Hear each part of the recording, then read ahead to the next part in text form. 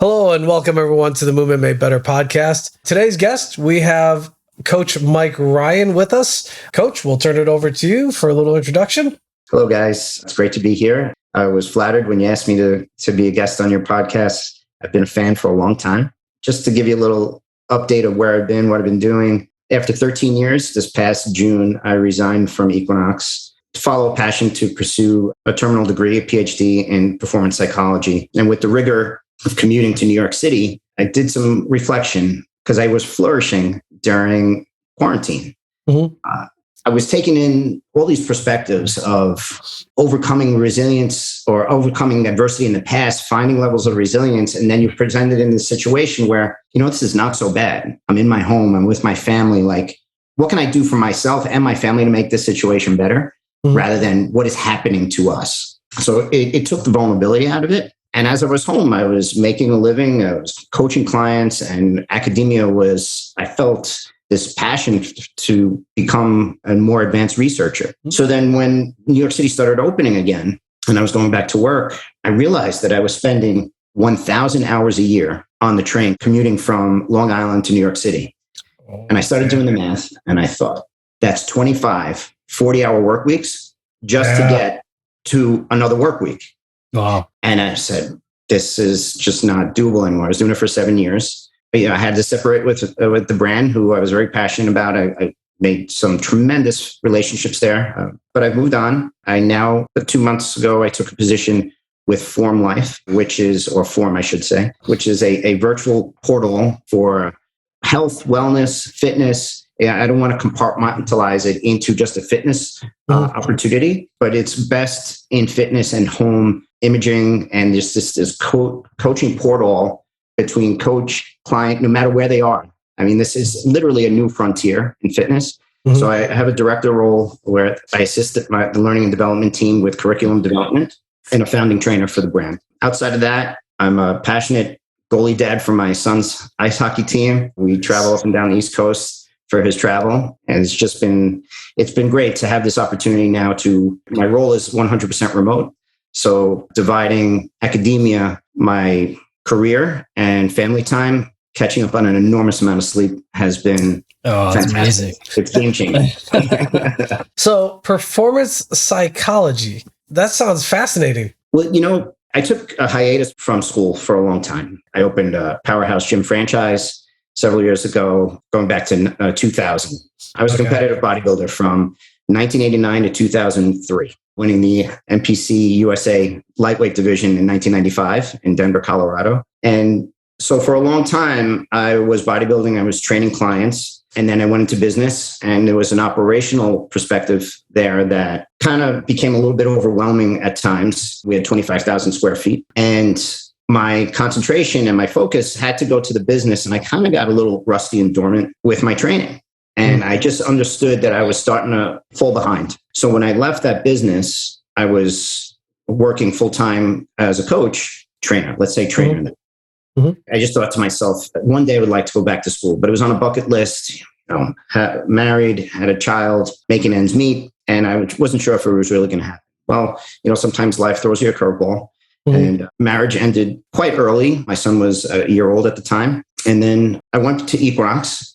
And when I was working there, I just became surrounded with like-minded individuals who were constantly raising the bar to expand our knowledge in a humble way and to learn and stay on the curve, or ahead of the curve, if you will, in health and wellness. Mm-hmm. So 10 years ago, we were looking at the benefits of recovery. Rather than overtraining, we were looking at under recovery. Gotcha. And then so this time came about August of 2017, I said, I'm a single dad. My son is becoming, he was a late adolescent then, and he had a level of independence. I didn't really have a primary romantic relationship in my life, single guy at that point in time. I said, if I'm going to do this, I'm going to do it now. Mm-hmm. So I opted in, and I finished my master's degree in 2 years. And what the irony of that situation was that I did a lot of work commuting to work on the Long Island Railroad. Mm-hmm. And part of that was an inspiration when I went through the PN2 certification and this structure and system that I had every day during my commute about focusing on an academic goal, if you will. When PN ended, I'm like, what am I going to do with this? Like, I still have this time. I mean, I've read about 100 books on those trains, but I still wanted to work for some type of level of an academic goal. So I went back to graduate school 22 years after I graduated undergrad. So when I got into kinesiology, there was a dual concentration, kinesiology and coaching psychology. And I was really just enamored by how, and you guys know this well, how much fascia and movement is related to emotion. And, so if you notice on the graduate level, many programs are coupling kinesiology and psychology together. They kind of go hand in hand in this bundle of academic curriculum. Well, when I finished that in December of 19, I thought to myself, man, I still have this flow and I'm not prepared for it to end. So I applied. I went one semester. Gigi Pollock, who is with Institute of Motion, she and I were classmates in graduate school. Oh, nice. And she had gone on to Concordia, Chicago for Health and Human Performance PhD studies. So I had originally negotiated some stuff with GCU, Grand Canyon University, for performance psychology. And then after speaking to Gigi, I'm like, you know what, let me give this a shot. I was there for one course, and I just felt like I let myself down. This was not my original game plan. The psychology component was really what I wanted to understand more as it relates to performance and movement. So I applied to GCU, got in there, and the day quarantine started, I started school that week. So my first 7 months of graduate studies were during quarantine. And I was just like, this is remarkable. I love what I'm doing. It's making me better. I'm better at being human since I've been going through and sorting through the research. So right now, my dissertation study, which was inspired by quarantine and COVID, believe it or not, where every other business was like somehow compromised by COVID. I feel like I'm making lemonade out of lemons during this process, because it started to occur to me that how come some of my colleagues were struggling during that time, building business, sustaining business, and other colleagues, including myself, we were flourishing. We were enjoying this process. There was this level of autonomy that I never experienced before, and it felt incredible. So I started researching this.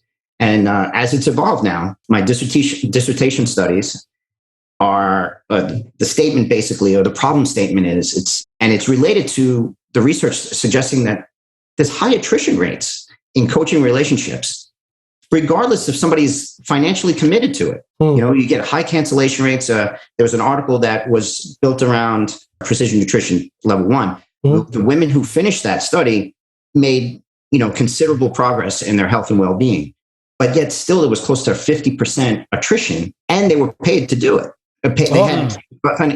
So I thought to myself, why? What is that? So I kept reaching deeper and deeper. So here I am now, and the study is surrounding meaning making, eudaimonia, and sustainable coaching relationships in the virtual arena. So from a performance standpoint, how do clients describe meaningful experiences, meaningful relationships that has them think to themselves, my coach Dennis, my coach Neil, my coach Mike, like my day starts there. What I feel in that moment is like a vault for the rest of my day that cascades through my day, through my week. Overall, my blood pressure's down. I have positive mindsets. I'm more attentive to my body's needs. I'm preventive with care rather than abusing my body at times and just relying on reactive care. There's this cascade that comes, and if we look through the lens of the biopsychosocial model, there's a theoretical model as well known as the psychological well-being scale.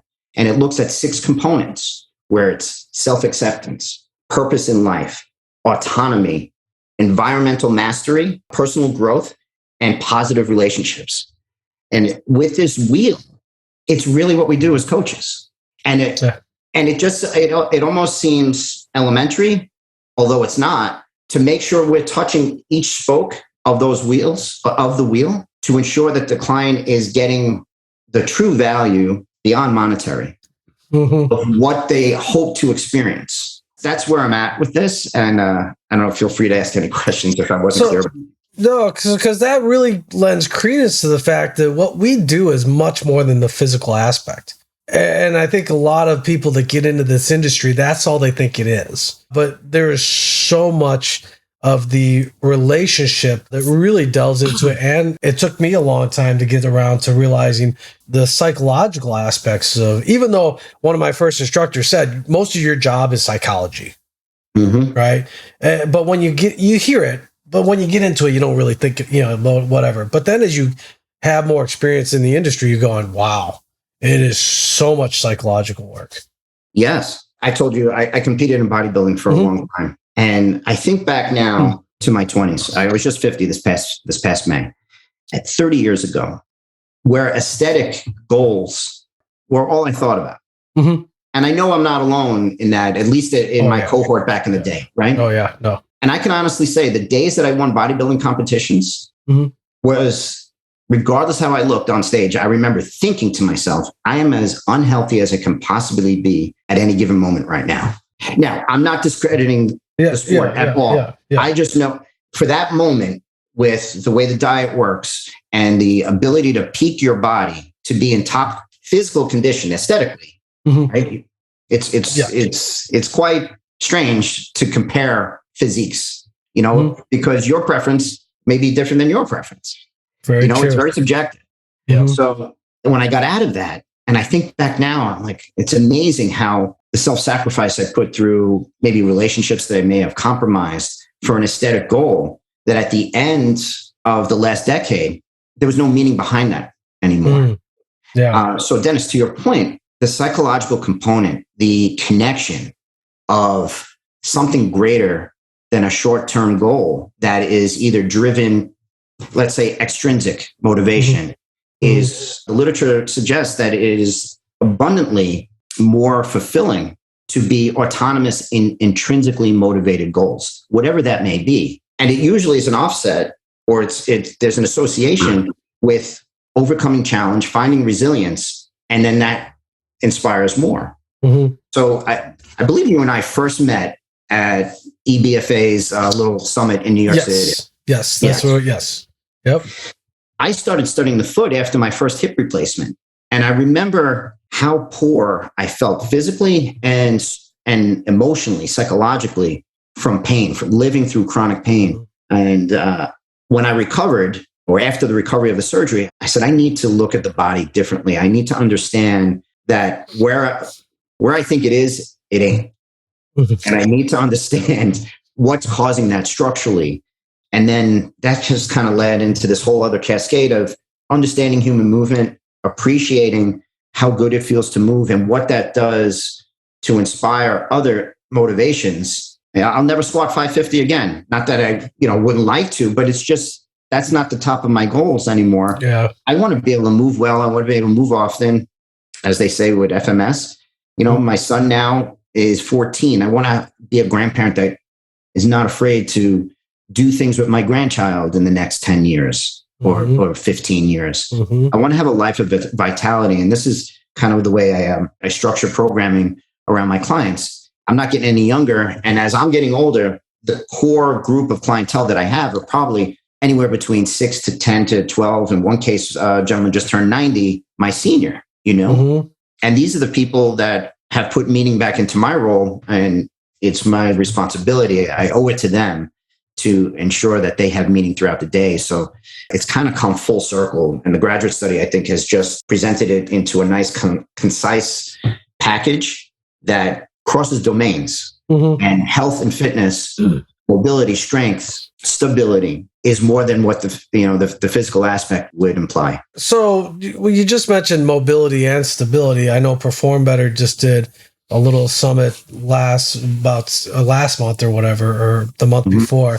And they said they had Michelle Dalcourt on and Sue Falsone and Lee Burton. And they asked, what does stability and mobility mean to you? And what are they mutually exclusive of each other? What would you say in regards to that? No, I try not to speak in absolutes because there's a small percentage of things that are outliers, right? However, mobility and stability live in that same world, or that same domain, even though they're identifiably different. They're interdependent on each other. And to have one in independence of the other is going to cause problems. Look at the models like the joint by joint theory and I think it was Gary Gray who said most stability, right? Yes, That they yep. go, yeah, there's a synthesis there. So, you know, and I was explaining to my son, he was saying after one of his games, he was like, Dad, my low back is so stiff. I said, well, your low back, your lumbar spine is not a mobile area.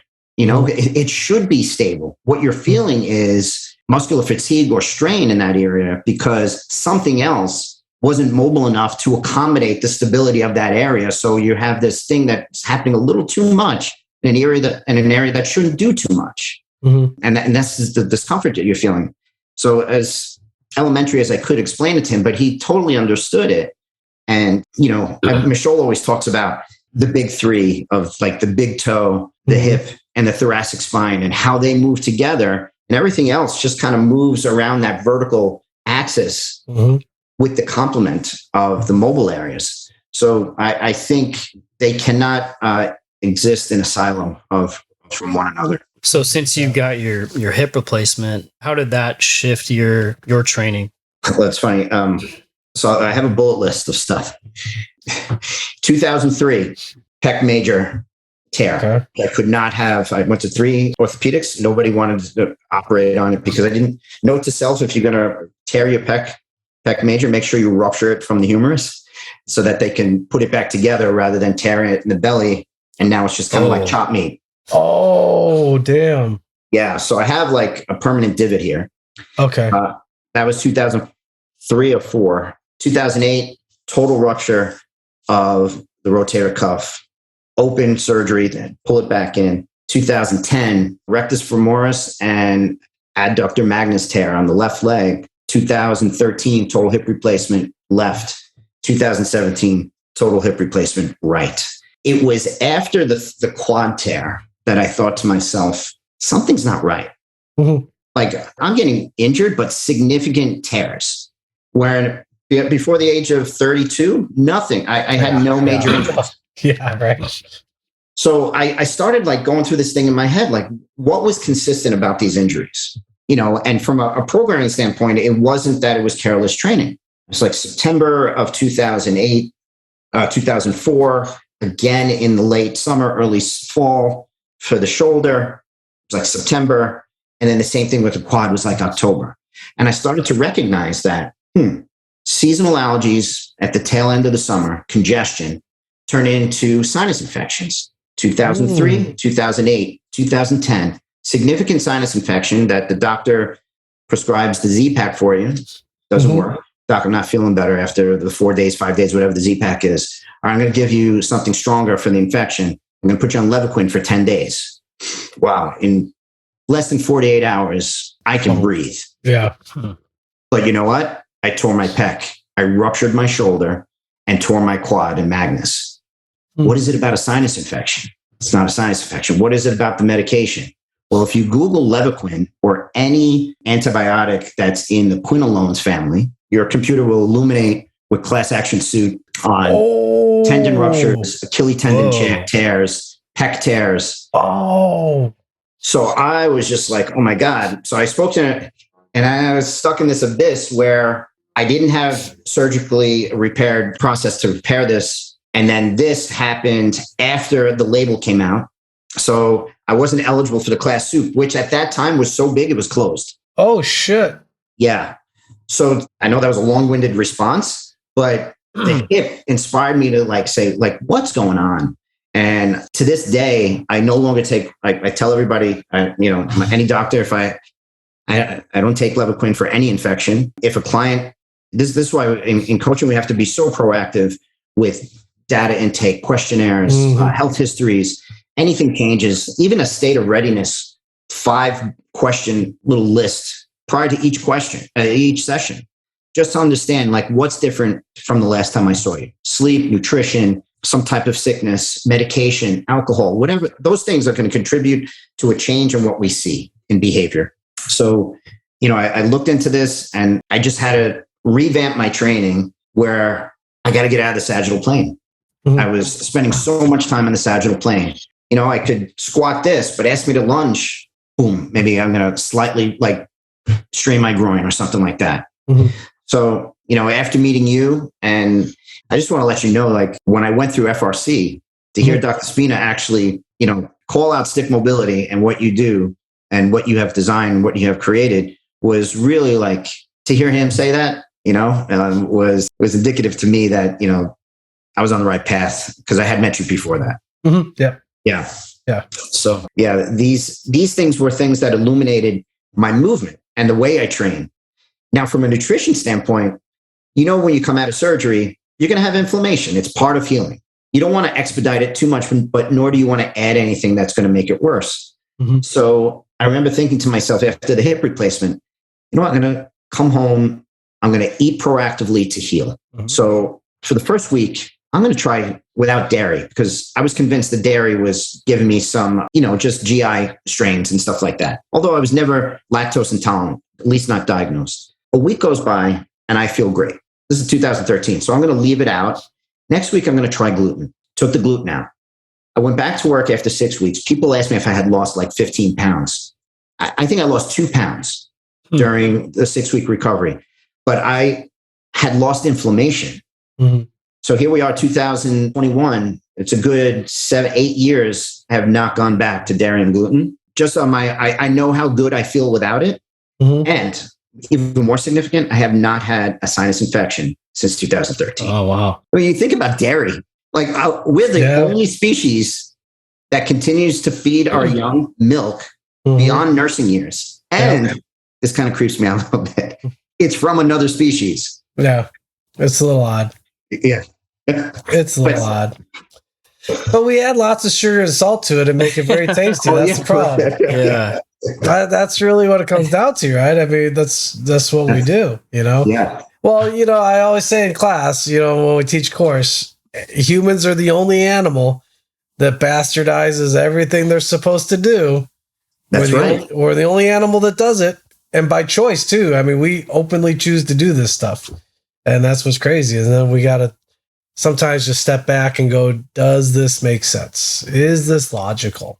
And then we want to see the studies that back that up. And so that's just who we are. It's interesting, man. Both my kids, the first time they tried milk, like cow's milk, they're like, you see their face. So we're like, all right, we don't need it. Yeah. So they don't drink it. They don't drink it at all. Lately, just didn't agree with them. Yeah. Just the taste. Yeah. Yeah. My parents used to make me drink milk.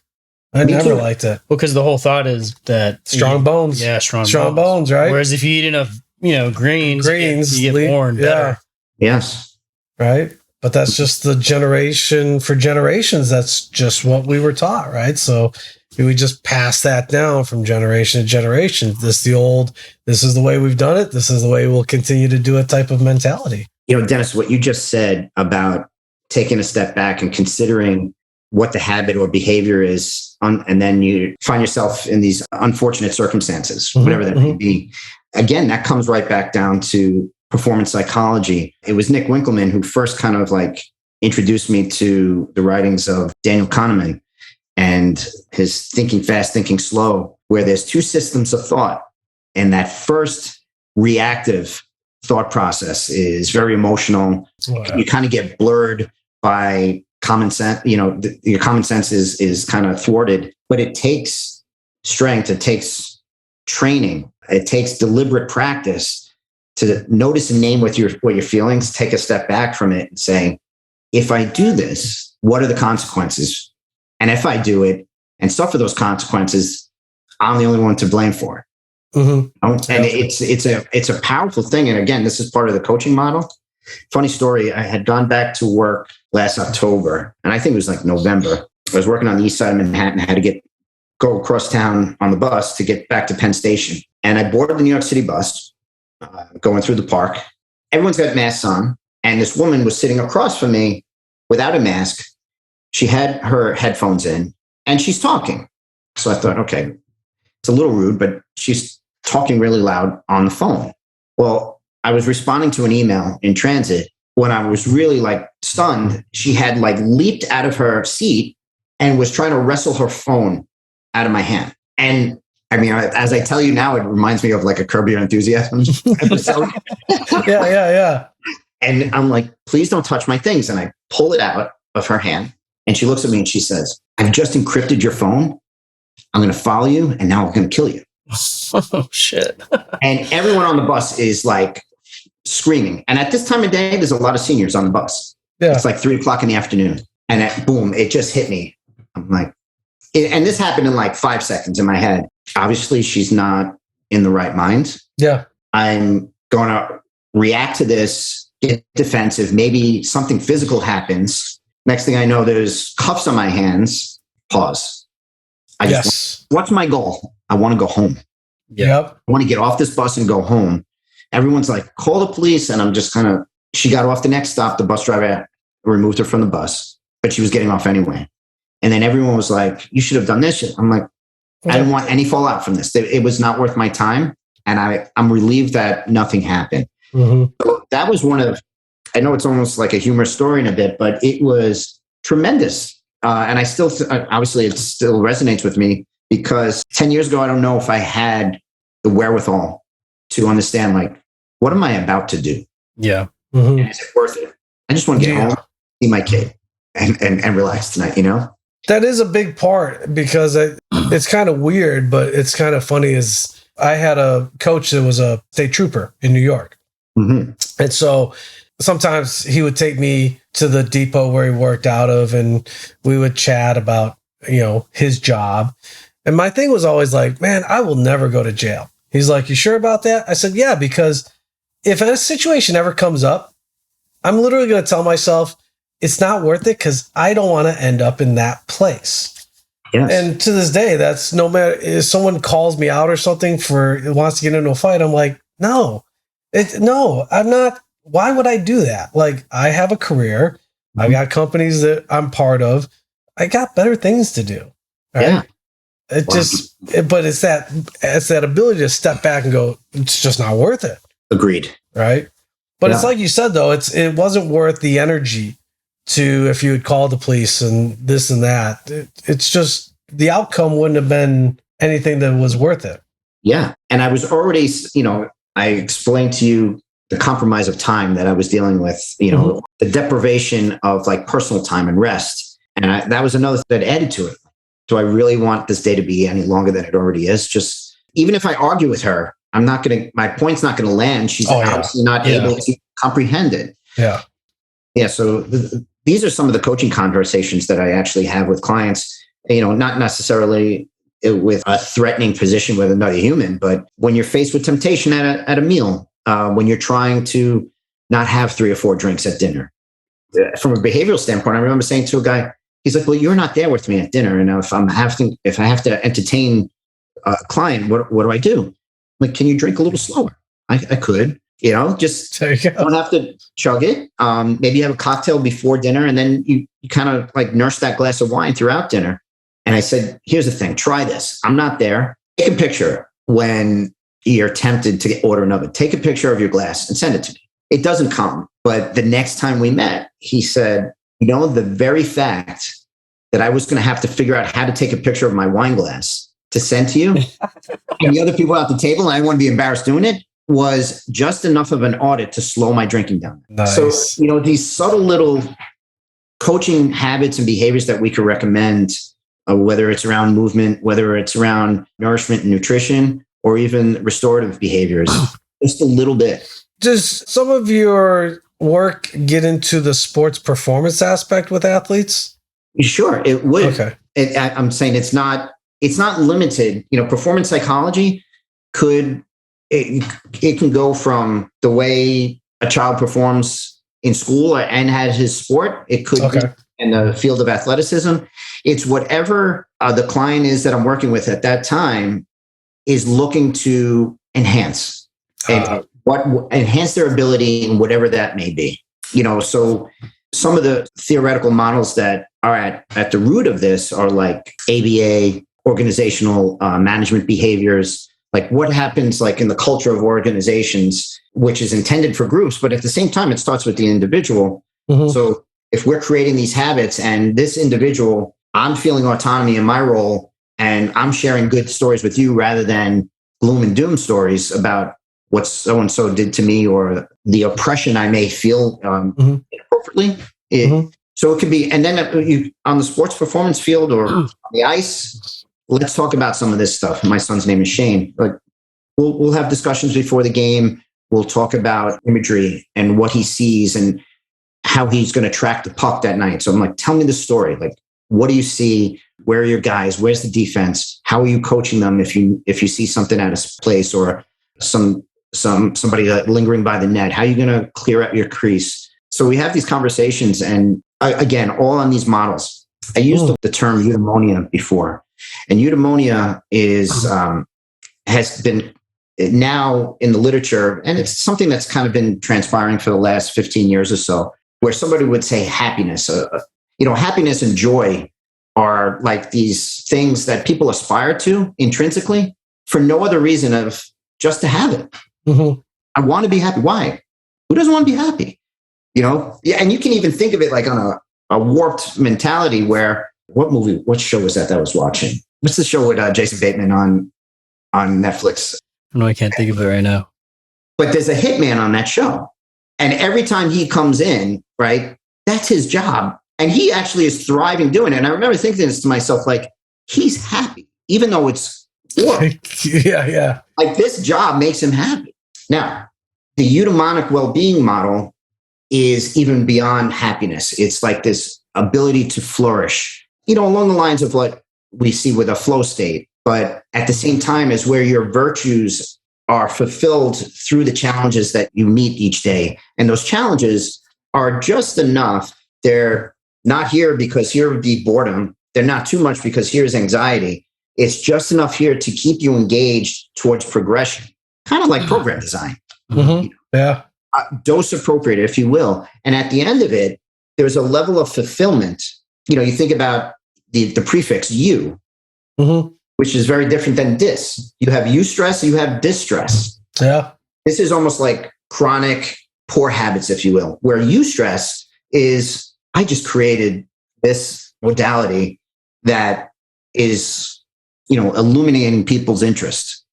That's it's stressful, right? It's mm-hmm. still some type of stimuli on your human organism, but there's a positive response and it's dose appropriate. And the literature would indicate that HRV, positive response to HRV, is associated with eustress and negatively associated with distress.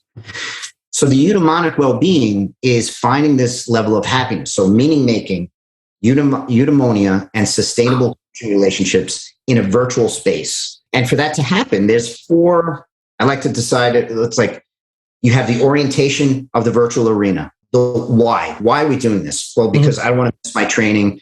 It kind of reduces any type of cancellations. I'm traveling, I can still do it. Then you have your behaviors. What are we coaching? Is it mobility? Is it strength? Maybe it's just a life coaching conversation, going through dynamics of that. And then what are these experiences? How do you, in our session, guys, how do you describe meaning? What is meaningful about what we just accomplished or what you accomplished today? Because I'm here, but I'm a pathfinder. I'm lighting the way for you. Mm-hmm.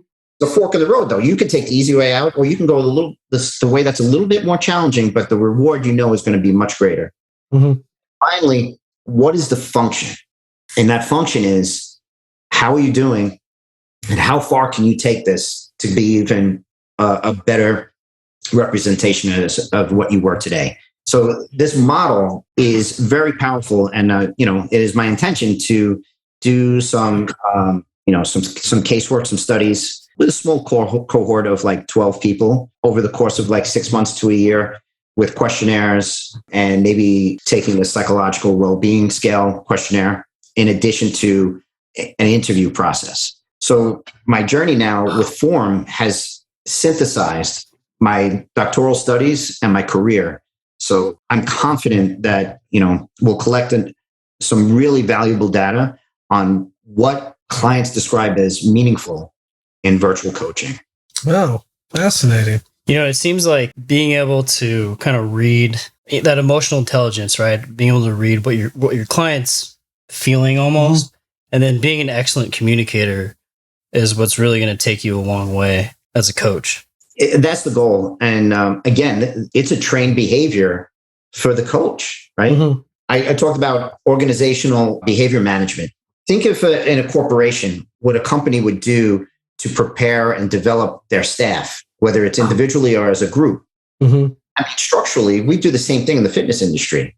We have certifying bodies. We try to set a standard in an industry that, is getting better, but there's not, it's kind of loose. Yep. And then we learn those behaviors, those techniques, those methods that we now communicate to the client through behavior analysis.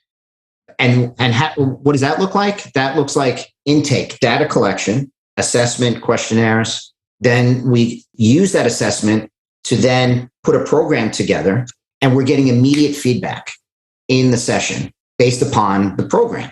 Is it just right? Do we amp it up? Do we take it down?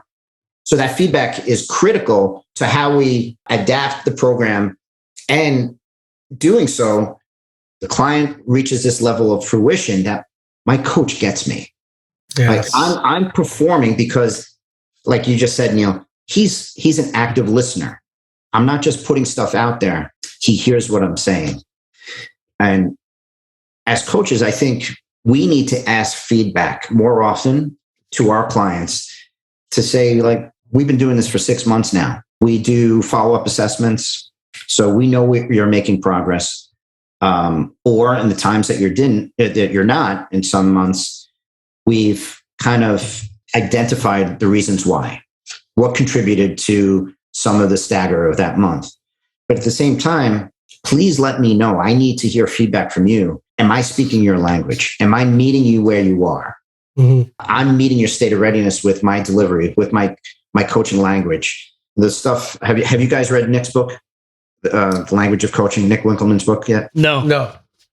Highly recommend it. It's very. I've been exposed to it. Some of my colleagues have been exposed to Nick for several years, going back to 2017. For those who haven't, there's a lot of content, but it is so, if you can digest it and go through it at your own pace, I'm not just saying you, I'm saying you in general. Mm-hmm. Yep. It adds a skill to the coaching model that I think so many overlook, who just see this as a way to kind of like maximize their time with session volume and dollars and cents.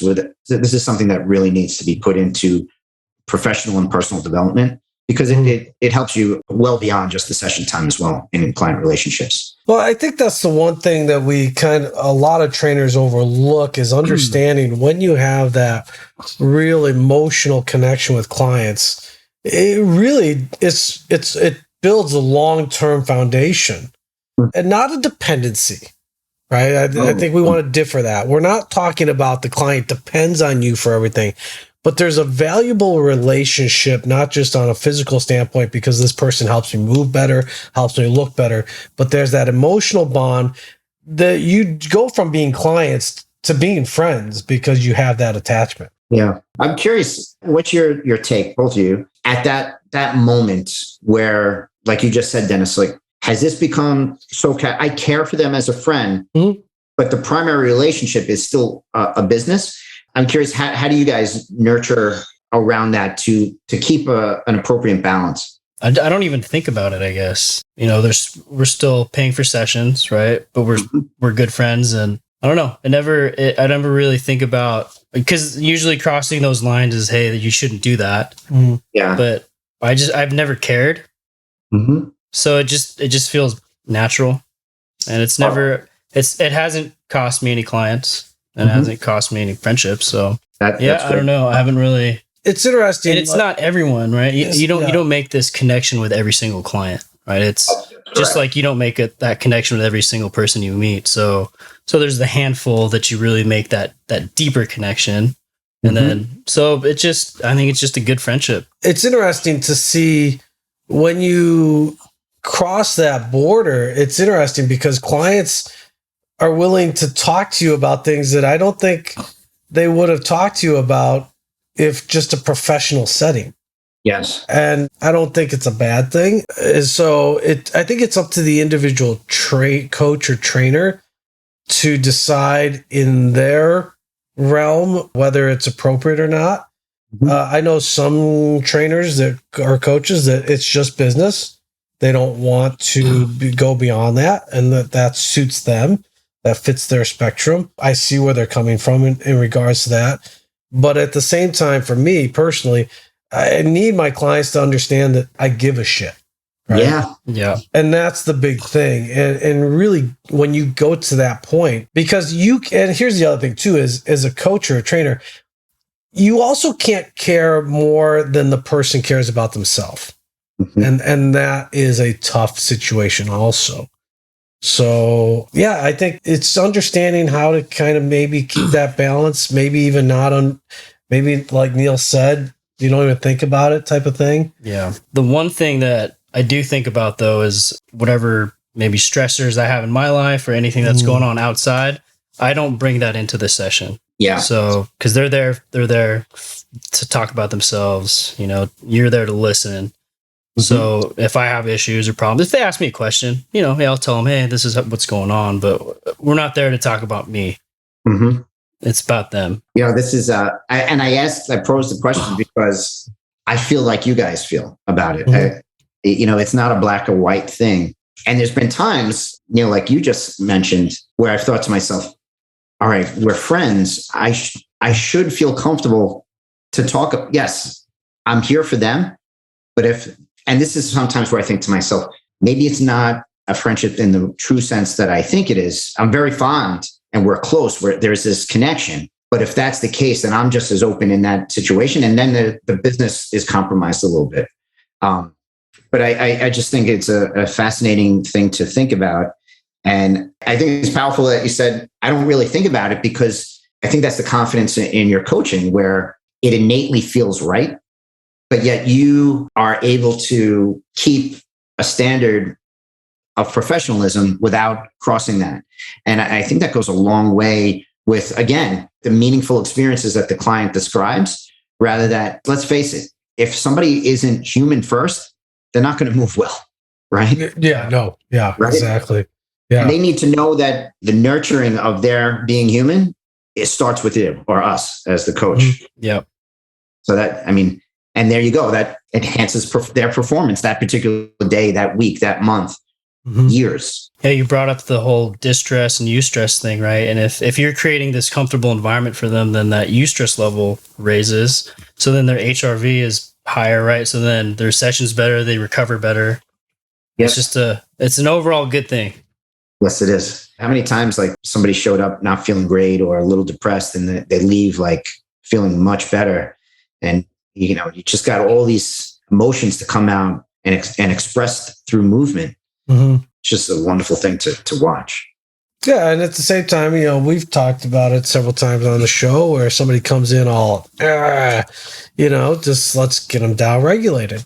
Let's get them back to a calmer state. So it's going counterproductive to the old adage of, I need to beat the crap out of something. I need to just do some thrashing on my body, where now we're understanding, no, we just want to kind of down regulate you. Let's calm you down. So that way, when you get home, you're going to be in a much better state, not just psychologically, but physically also. Your body's going to react appropriately. So I love when that happens, when a client comes in and they're all just, by the time the session is done, I feel much better. I feel great. Cool. Mission accomplished, right? That's what we were after. And that changed just for that session, because you came in.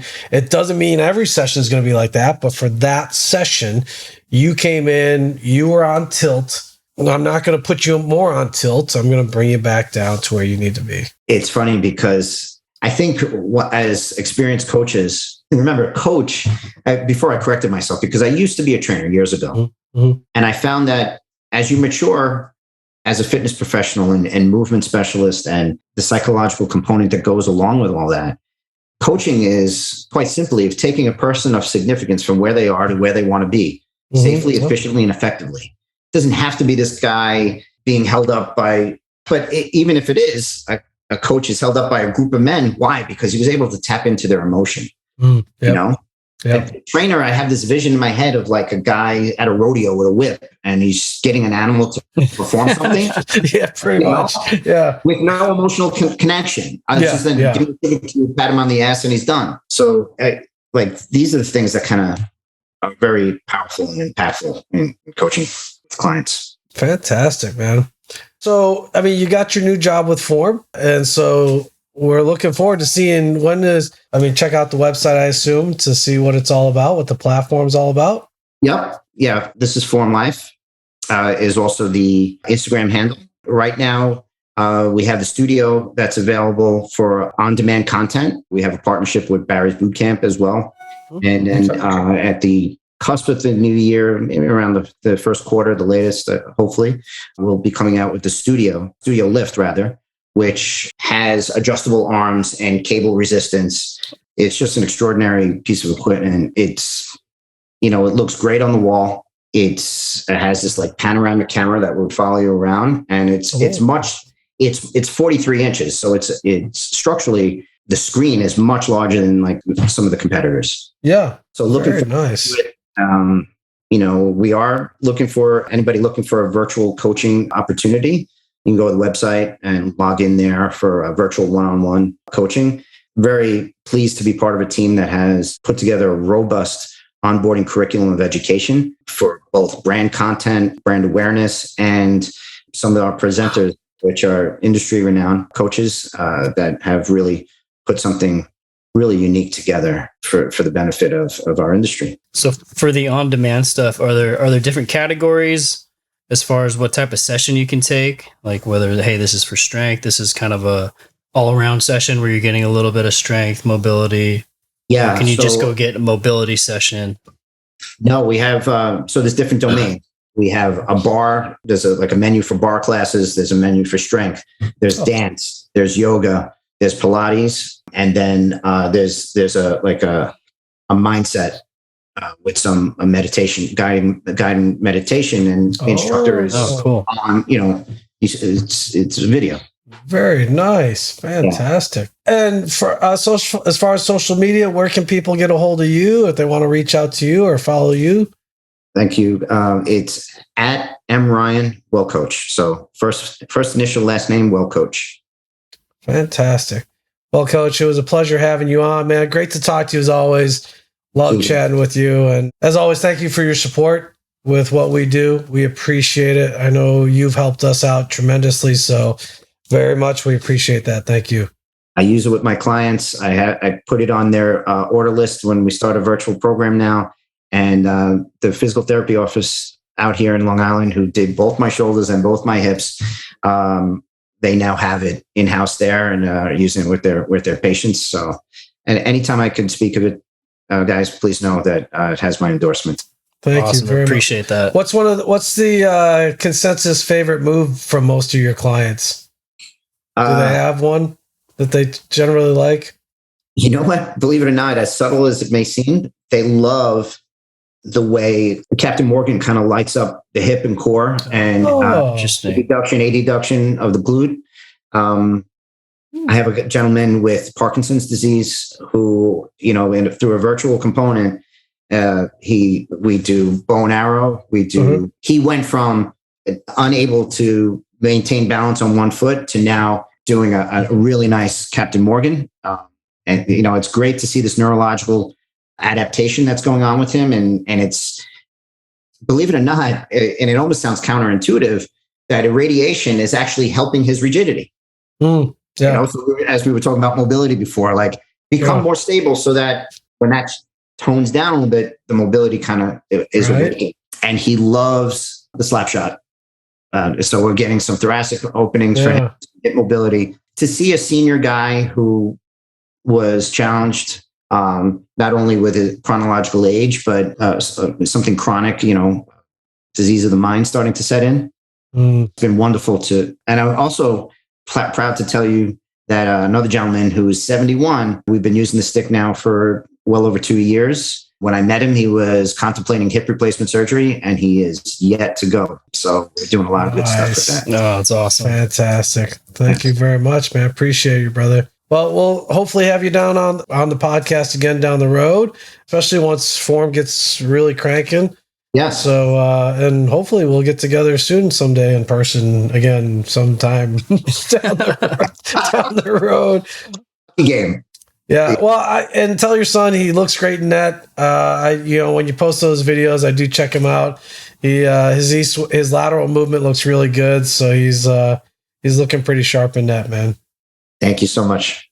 Thank you very much. Right, and to all the listeners out there, thank you for listening. And until next episode, be good to each other. Thank you for listening to our podcast. Be sure to hit that subscribe button, and whatever platform you're on, either Apple, iTunes, or Spotify, please, if you could leave a review, we'd appreciate that. If you have any questions that we can answer for you, be sure to leave those in the comments also. If you're looking for more information on our education, our products, please go to www.stickmobility.com. And also hit that subscribe button to that YouTube channel. And don't forget our live Instagram classes 3 times a week. If you want to join in, grab your sticks and hit that 45-minute class.